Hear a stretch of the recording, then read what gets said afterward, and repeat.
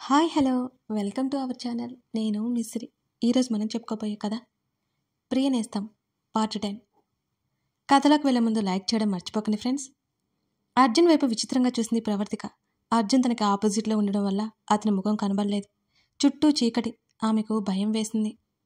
అర్జున్ని పిలవాలి అని ఉన్నా అతని మీద కోపం వల్ల పిలవలేకపోయింది ఆమె. తన చేతి గాజుల శబ్దం చేసింది. తేరుకున్నాడు అర్జున్. ముఖాన్ని చాలా గంభీరంగా పెట్టుకున్నాడు. గట్టిగా కళ్ళు మూసుకున్నాడు అర్జున్. అతని కంట్లో తిరిగిన నీటి చెమ్మ కంటిలోనే ఇంకిపోయింది. మౌనంగా డ్రైవింగ్ సీట్లో కూర్చున్నాడు. జీపు స్టార్ట్ చేశాడు. హైదరాబాద్ చేరుకునేసరికి తెల్లవారిపోయింది. ఇంటికి వెళ్ళి తలుపు తెరిచాడు. ఆశ్చర్యంగా తాళం వేసలేదు. సీతమ్మ ఉందేమో లోపలనుకుని లోపలికి నడిచాడు అర్జున్. తల కిందకి దించుకుని ఉంది ప్రవర్తిక. ఎదురుగా ఒక అతను వచ్చి అర్జున్ని కొట్టాడు. రేయ్, ఎందుకు కొడుతున్నావు? మళ్ళీ అతన్ని కొట్టాడు అర్జున్. గొడవ వినిపించేసరికి తల ఎత్తి చూసి ప్రవర్తిక ఆశ్చర్యపోయింది. రే ఇడియట్, చెప్పా పెట్టకుండా పెళ్లి చేసుకుంటావా అని మళ్ళీ అర్జున్ని కొట్టాడు ఆ వ్యక్తి. అదంతా తర్వాత చెప్తాను అని మళ్ళీ అర్జున్ కూడా అతన్ని కొట్టాడు. మాట్లాడుకుందాం అంటూ సోఫాలో పడి కొట్టుకోసాగారు. అన్నయ్య, అర్జున్ అతను కొడుతుంటే పిలిచింది ప్రవర్తిక. అన్నయ్య అనుకుంటూ ఆశ్చర్యంగా ప్రవర్తికని చూశారు ఇద్దరు. అలర్ట్ అయ్యి ఇంకో దెబ్బ వేశాడు అర్జున్. నువ్వాగరా అంటూ ఇద్దరు పైకి లేచారు. ప్రవి, నువ్వేంటి ఇక్కడ అని అడిగాడు అతను. ప్రవర్తికని దగ్గరికి తీసుకున్నాడు. అన్నయ్య అంది అతన్ని పట్టుకుని.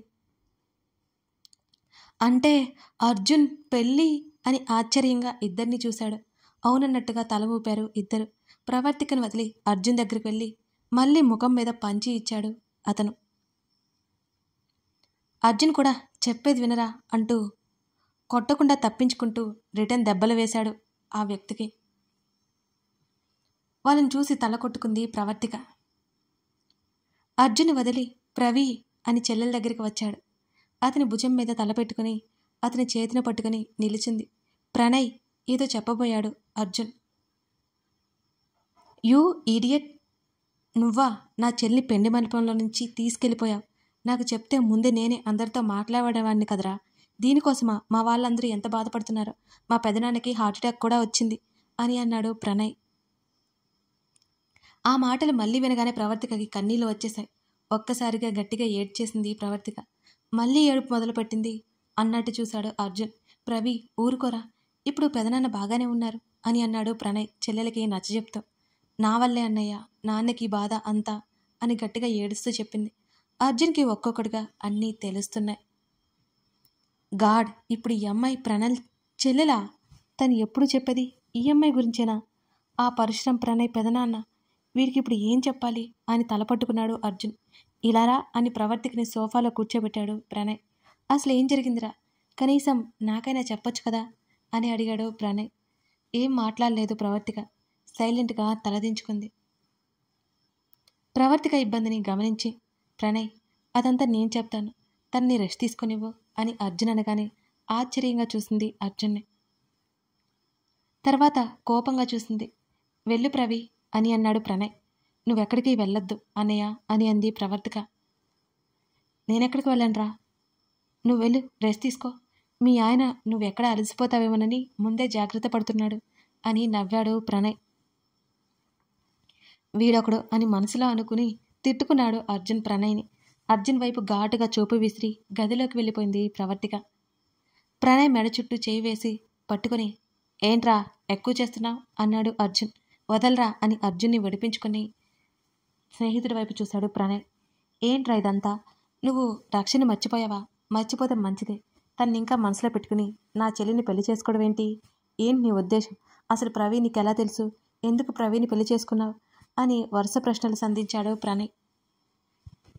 లేదు, మర్చిపోలేదు, మర్చిపోను ఎప్పటికీ అని అన్నాడు అర్జున్ స్థిరంగా. మరి నా చెల్లిని ఎందుకురా పెళ్లి చేసుకున్నావు? కోపంగా అరిచాడు ప్రణయ్. ఇప్పుడేం చెప్పలేను అర్జున్, బీ సీరియస్. అసలు ఏమనుకుంటున్నావు నువ్వు? అసలు ఇది ఒక అమ్మాయి జీవితం అని అరిచాడు ప్రణయ్. ఇప్పుడే ఏమీ చెప్పలేను, అన్నీ వివరంగా చెప్తాను తర్వాత అని అన్నాడు అర్జున్. నా చెల్లి బాధపడుతుందో నేను అసలు బేర్ చేయను. అర్జున్ కాలర్ పట్టుకున్నాడు ప్రణయ్. ప్రణయ్, జస్ట్ షడప్, చెప్పడానికి నాకేం ప్రాబ్లం లేదు. చెప్తాను విను అని మొత్తం వివరించాడు అర్జున్. వాట్? మా పెదనాన్న రక్ష చనిపోవడానికి కారణమా అని అడిగాడు ప్రణయ్ అరిచేస్తూ. అన్నాడు అర్జున్. కొన్ని నిమిషాలు మౌనం. ఆ తర్వాత, మా పెదనాన్న మీద కోపంతో ప్రవీణ్ పెళ్లి చేసుకున్నావా? ప్రవీణ్ మీద ఎందుకురా చూపించా? ఇష్టం లేనప్పుడు తను పెళ్లి చేసుకున్నావెందుకు? తన పరిస్థితి ఏంట్రా? అమాయకురాలురా తను. ఎప్పుడు ఊరు దాటి బయటకు కూడా రాలేదురా. కాలు కింద పెట్టకుండా పెంచుకున్నావు. అసలు నువ్వేనా అర్జున్ ఇది? ఎందుకింత దారుణం చేశావు? సోఫాలో కూలబడ్డాడు ప్రణయ్ తలపట్టుకుంటూ. సమాధానమే లేదు అర్జున్ దగ్గర.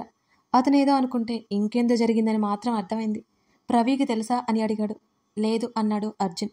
అడిగిందా అని అడిగాడు. నేనే చెప్పలేదు అన్నాడు అర్జున్. దాని మీద కొంచెం కూడా జారి వేయలేదా నీకు? తన ముఖం చూస్తేనే తెలుస్తుంది కదరా ఎలాంటిదో. తప్పు చేసావు అర్జున్.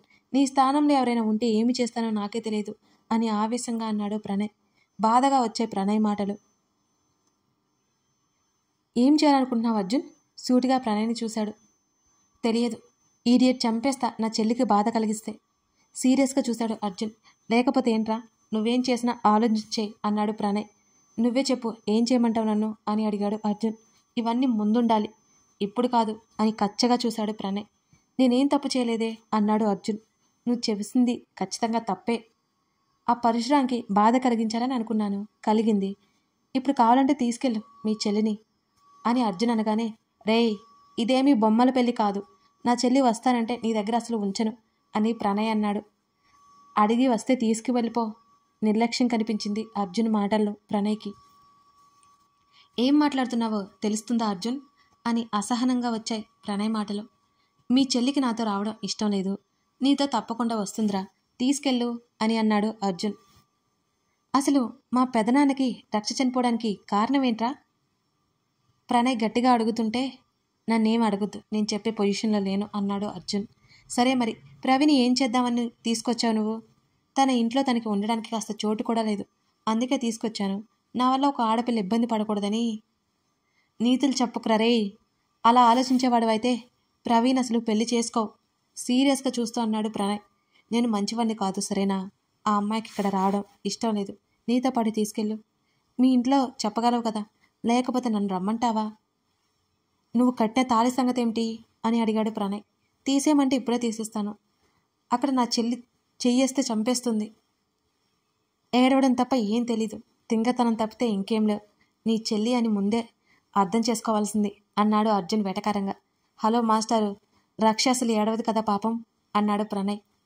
ఇప్పుడు నా బంగారాన్ని ఎందుకు తీసుకొస్తున్నా? సీరియస్గా చూశాడు అర్జున్.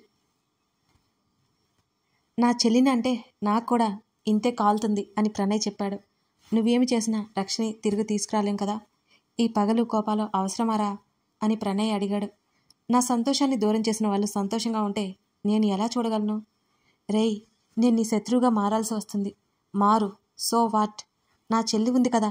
అన్నయ్య అర్జున్ బాధ్యత నీదే అని చెప్పేసి వెళ్ళిపోయింది కదా. తన కోసం నిన్ను ఏమీ అనట్లేదు. రక్ష బాగా గుర్తొచ్చింది అర్జున్కి. మౌనంగా ఉండిపోయాడు అతను. అర్జున్, అన్నయ్య వాళ్ళు మాట్లాడుకుంటుండగానే ప్రవర్తిక వచ్చింది. ఇలారా దగ్గర కూర్చోబెట్టుకున్నాడు ప్రణయ్. మౌనంగా తలదించుకుంది ప్రవర్తిక. భుజం మీద వాలింది. ప్రవీ, మన ఇంటికి వెళ్దామా? ప్రణయ్ అనగానే టక్కున అర్జున్ని చూసింది ప్రవర్తిక. వాడేం చేయట్లే, వాడికి భయపడుకో, నేనున్నాను కదా, చెప్పు అని అడిగాడు ప్రణయ్. వద్దన్నయ్య, అమ్మా నాన్నకి ఇష్టం లేదు సన్నగా వెక్కిలి పెట్టి ఏడుస్తూ చెప్పింది ప్రవర్తిక. రవి ఏడవకురా, నేనున్నాను కదా, నేను మాట్లాడతాను. నువ్వేం దిగులు పడకు, వెళ్దామా మన ఇంటికి అని అడిగాడు ప్రణయ్. నాన్నకు తెలిస్తే బాధపడతారన్నయ్య అని అంది నెమ్మదిగా. రవి, అవన్నీ నాకు వదిలే, చూసుకుంటాను కదా, నాకు రావాలని ఉందన్నయ్య అని మళ్ళీ కన్నీళ్లు పెట్టుకుంది ప్రవర్తిక. మనం ఈవినింగ్ బయలుదేరదామా? సరేనా, వెళ్ళి రెస్ట్ తీసుకో అని చెప్పాడు ప్రణయ్. తలూపింది. ఎవరూ లేరింట్లో అని ఇల్లు శుభ్రం చేయడానికి వచ్చింది సీతమ్మ. మీరెప్పుడొచ్చారు అమ్మా అని ఆశ్చర్యంగా చూసింది సీతమ్మ ప్రవర్తికని. మార్నింగ్ వచ్చాను సీతమ్మ అని అర్జున్ అన్నాడు. ప్రణయ్ బాబు, మీరెప్పుడొచ్చారు అని అడిగింది సీతమ్మ. నేను కూడా పొద్దునే వచ్చాను సీతమ్మ అని అన్నాడు ప్రణయ్. ఇంటి తాళాలు నా దగ్గరే ఉన్నాయి కదా, మీరెలా వచ్చారు అని అయోమయంగా చూసింది సీతమ్మ. ఎన్నో రోజుల నుంచి వస్తున్నాను, నాకు తెలుసు సీతమ్మ, ఎక్కడ తాళాలు ఉంటాయో అని నవ్వుతూ చెప్పాడు ప్రణయ్. ఈ రాక్షసుడికి అన్నయ్య ఫ్రెండా? చ, అసలు నచ్చలేదు ప్రవర్తికకి. నేను టిఫిన్ ఏర్పాటు చూస్తాను అని హడావుడిగా కిచెన్లోకి వెళ్ళిపోయింది సీతమ్మ. నాకు చిన్న పని ఉంది, చూసుకుని వస్తాను అని అన్నాడు అర్జున్. అన్నాడు అర్జున్ గదిలోకి వెళ్ళిపోయాడు. సీతమ్మ చూడకుండా మరో గదిలోకి వెళ్ళి అలసటగా అనిపిస్తుంటే బెడ్ మీద వాళ్ళ కళ్ళు మూసుకుంది ప్రవర్తిక. ప్రణయ్ రావడంతో కాస్త ధైర్యంగా అనిపించింది ఆమెకి. ఇప్పుడు బోల్డ్ ఆలోచనలు ఆమెలో. కొంత సమయానికి ఆమెకి నిద్ర పట్టేసింది. నిద్రపోయింది ప్రవర్తిక. కాలేజీకి వెళ్ళడానికి రెడీ అవుతోంది లోహిత. కాలింగ్ బిల్ పదే పదే మోగుతోంది. ఎవర్రా బాబు, అసలే నాకు లేట్ అవుతుంది అని తిట్టుకుంటూ మెయిన్ డోర్ ఓపెన్ చేసింది లోహిత. ఎవరో కనబడలేదు. చిరాకేసింది లోహితకి. పక్కింటి పిల్లవాడు అనుకుని డోర్ క్లోజ్ చేసింది లోహిత విసుగ్గా. అలా 2 అడుగులు ముందుకు వేసిందో లేదో మళ్ళీ కాలింగ్ బెల్ మోగింది. అప్పటికే 2 సార్లు జడల్లుకుంది. మొత్తం పోయింది. మహా చిరాకుగా ఉంది లోహితకి. వచ్చింది ఎవరో అని. ఎవడవాడు, నా చేతుల్లో చచ్చాడే అని కోపంగా డోర్ తీసి చెయ్యి ఎత్తి కొట్టబోయి ఎదురుగా ఉన్న ప్రణయ్ని చూసి ఆశ్చర్యపోయింది లోహిత. ఆమె కళ్ళు మెరిశాయి. లోపలికొచ్చి డోర్ లాక్ చేసి లోహితని చుట్టేశాడు ప్రణయ్. నవ్వుతూ గట్టిగా హత్తుకుంది లోహిత. హీరో గారు ఎప్పుడొచ్చారు అంది నవ్వుతూ దగ్గరగా జరిగి. ఎర్లీ మార్నింగ్ వచ్చాను. లోహితని మళ్ళీ దగ్గరికి లాక్కున్నాడు దూరం జరుగుతుంటే. ఇంత సడన్గా మా మీద జాలి కలిగింది ఎందుకో. కళ్ళెగరేసింది. జాలి కాదు, ప్రేమ పెరిగి లోహిత బుగ్గ మీద ముద్దు పెట్టుకున్నాడు ప్రణయ్. ఓయ్ ఆగండి హీరో గారు అని అతన్ని ఆపింది చేత్తోనే నెడుతూ. అసలు ఆగేదే లేదు. లోహిత పెదవులు అందుకున్నాడు. ముద్దులో మైమర్చిపోయింది లోహిత. గట్టిగా ప్రణయ్ని చుట్టుకుంది. కొంచెం సేపటికి దూరం జరిగింది. నీకు తొందర ఎక్కువ, సిగ్గుతో నేల చూపులు చూసింది లోహిత. సిగ్గు మనకి సెట్ కాదు కానీ మరీ అంతగా పట్టించుకోకు అని నవ్వాడు గట్టిగా. ఉరిమి చూసింది. ప్రణయ్ని కొట్టింది. అయ్యగారేంటి సరిగ్గా ఎంట్రీ ఇచ్చారు, ఏంటి సంగతి? కళ్ళెగరేస్తూ అడిగింది లోహిత. హైదరాబాద్కి ట్రాన్స్ఫర్ పెట్టించుకుని వచ్చేసానులే, మా ఊరు వెళ్ళి నీ గురించి చెప్పేయడమే అని అన్నాడు ప్రణయ్ నవ్వుతూ. మరి అమ్మతో ఏం చెప్పాలి భయంగా అడిగింది లోహిత. సీతమ్మతో నేను మాట్లాడతానులే, అర్జున్ ఉన్నాడుగా ఒప్పించడానికి అన్నాడు ప్రణయ్. సరే అయితే ఇంకో 6 నెలలు ఆగు, నా స్టడీస్ అయిపోవాలి కదా అన్నది లోహిత. నా వల్ల కాదు అని మళ్ళీ దగ్గరికి తీసుకున్నాడు. అదేమీ కుదరదు. సరేలే, దాని గురించి తర్వాత మాట్లాడుకుందాం, ఇప్పుడే మనకి వాదనెందుకు, ఈవినింగ్ మళ్ళీ ఊరెళ్ళాలి అని చెప్పాడు ప్రణయ్. మళ్ళీ అప్పుడేనా నీరసంగా అడిగింది లోహిత. ప్రవీణ్ తీసుకుని వెళ్ళాలి ఊరు అని అన్నాడు. ప్రవీ ఎవరు? తలగొక్కుంది లోహిత. ప్రవర్తికని, మీ అర్జున్ అన్నయ్య భార్యని అని లోహిత తల మీద కొట్టాడు చిన్నగా. ఏంటి వదిన్నా? ఎందుకు ఆశ్చర్యంగా అడిగింది లోహిత. ఎందుకేంటి, తను నా చెల్లెలు. వదిన నీ చెల్లెలా? నోరు తెరిచింది లోహిత. మా పెదనాన్న కూతురు. నా చెల్లెలుందని చెప్పాను కదా, తనే. అవునా, వావ్ సూపర్, అయితే మన పెళ్ళికి వదిన ఒప్పిస్తుందిలే అని చప్పట్లు కొట్టింది లోహిత. మరోసారి లోహితని చూసి తల మీద తట్టాడు ప్రణయ్. ఏంటి అంది కోపంగా. తనకేం తెలీదు, నువ్వు పెళ్లి గురించి దిగులు పడకు, ఇవాళ కాలేజీకి వెళ్ళకు అని అన్నాడు. వెళ్ళంలే, నువ్వెళ్ళు, అమ్మ వచ్చేస్తుంది, ఈలోపు నేను వచ్చేస్తాను అని నవ్వింది లోహిత. లోహితను వదిలి వెళ్ళిపోయాడు ప్రణయ్. హుషారుగా రెడీ అవడానికి రూమ్లోకి వెళ్ళిపోయింది లోహిత. ఏవండి, అర్జున్ చేతిని పట్టుకుంది ప్రవర్తిక. ఏం మాట్లాడలేదు అర్జున్. ముఖం తిప్పుకున్నాడు అతను.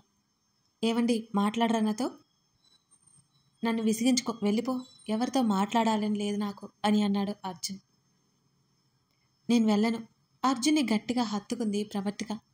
మౌనంగా ఉండిపోయాడు అర్జున్. మీరు లేకుండా నేను ఉండలేను అని అతని మెడ చుట్టూ చేతులు వేసింది. ఆమెను విడిపించుకునే ప్రయత్నం చేయలేదు అతను. అతని గట్టిగా హత్తుకుని ఏడుస్తుంది ప్రవర్తిక. ఏమండి, నేను మీతోనే ఉంటాను, నన్ను పంపించొద్దు అని అడిగింది దీనంగా ప్రవర్తిక. నాతో ఉంటే నువ్వు సంతోషంగా ఉండవు, అంతకంటే నరకం చూస్తావు. ఆమె మాటలకి అతను సమాధానంగా అప్పచెప్పాడు. ఏడుస్తూ అర్జున్నే చూసింది. ఒక్కసారి అంటూ కాళ్ళు పైకెత్తి అతని నుదుటిన కొన్ని క్షణాల పాటు పెదవులు ఆనించింది. అప్రయత్నంగా ఆమె చుట్టూ చేతులు వేశాడు అర్జున్. వెళ్ళనండి అతని హృదయంలో తలదాచుకుంది. అయినా సరే అతని నుంచి ఏం సమాధానం రాలేదు. ఆమెను చుట్టుకున్న అతని చేతులు విడివన్నాయి. దీనంగా అతని ముఖాన్ని చూసింది. పట్టించుకోలేదు అతను. ఎటో చూస్తున్నాడు. నా వైపు చూడండి అని అతన్ని అడిగింది. అర్జున్ చూడలేదు. అతను ముందుకు వెళ్ళి అర్జున్ ముఖాన్ని పట్టుకుని అతని పెదవుల మీద ముద్దు పెట్టుకుంది ప్రవర్తిక. ఉలిక్కిపడి నిద్రలో నుంచి మేల్కొంది ప్రవర్తిక. ఆమె ఒళ్ళంతా చెమటతో తడిసిపోయింది. కొద్దిసేపటికి గాని తేరుకోలేదు ఆమె. చిచి, ఇలాంటి కల వచ్చిందంటే నాకు, నేను ఆ రాక్షసుడికి ముద్దు. లేదు లేదు, ఎప్పటికీ అలా జరగదు. కంగారుగా నుదుటిన పట్టిన చెమటని తుడుచుకుంది ప్రవర్తిక. అంటే ఇప్పటి వరకు ఆమె డ్రీమ్లో విహరించొచ్చిందన్నమాట. ప్రణయ్ గొంతు వినిపిస్తుంటే తలుపు తెరిచింది.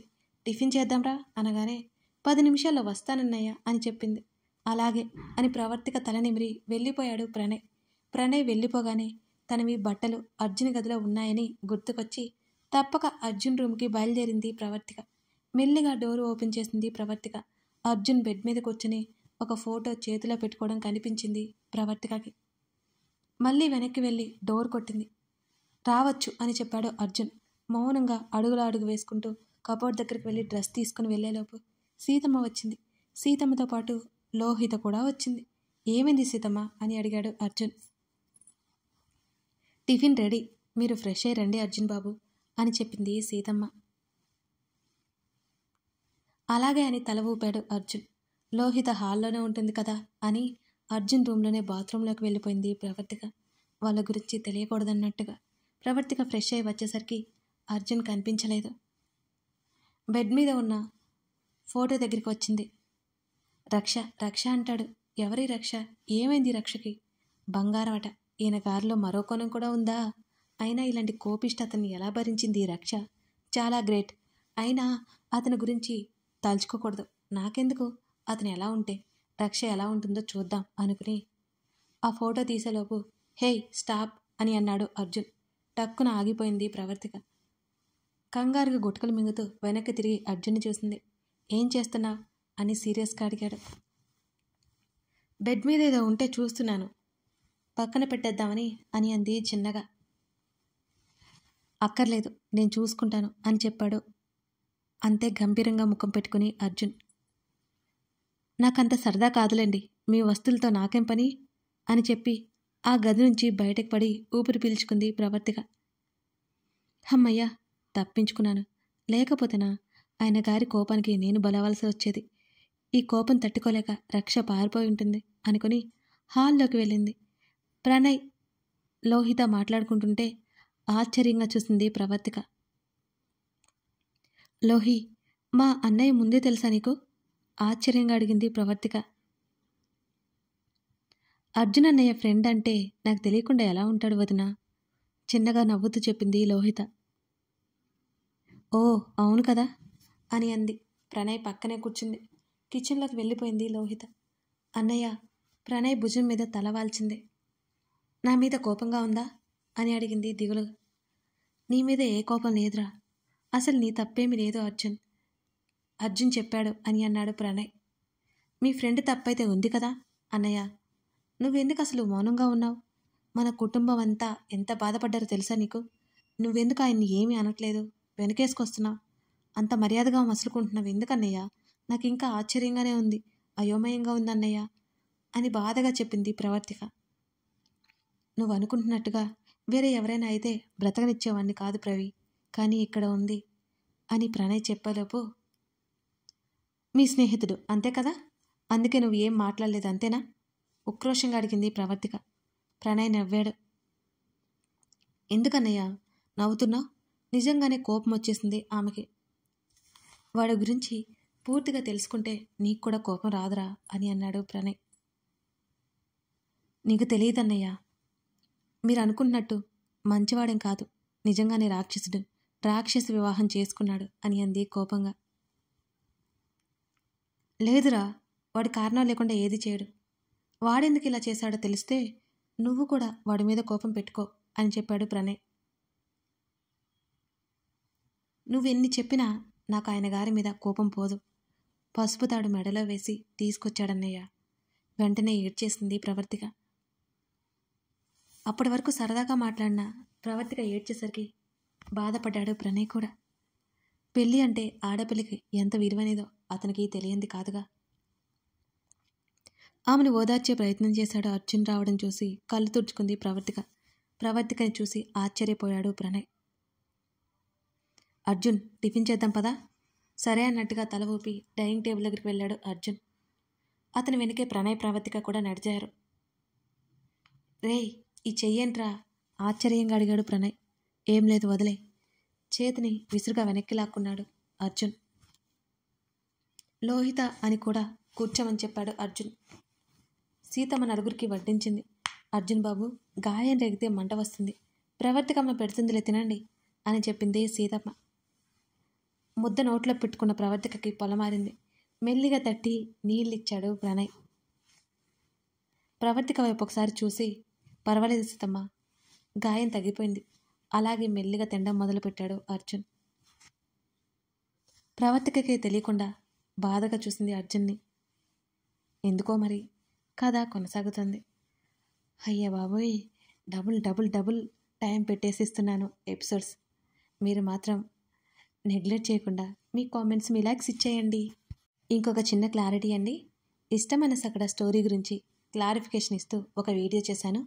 ఆ వీడియో మన ప్రొఫైల్లో ఉంది, ఒకసారి చెక్ చేయండి. Thank you for watching this video.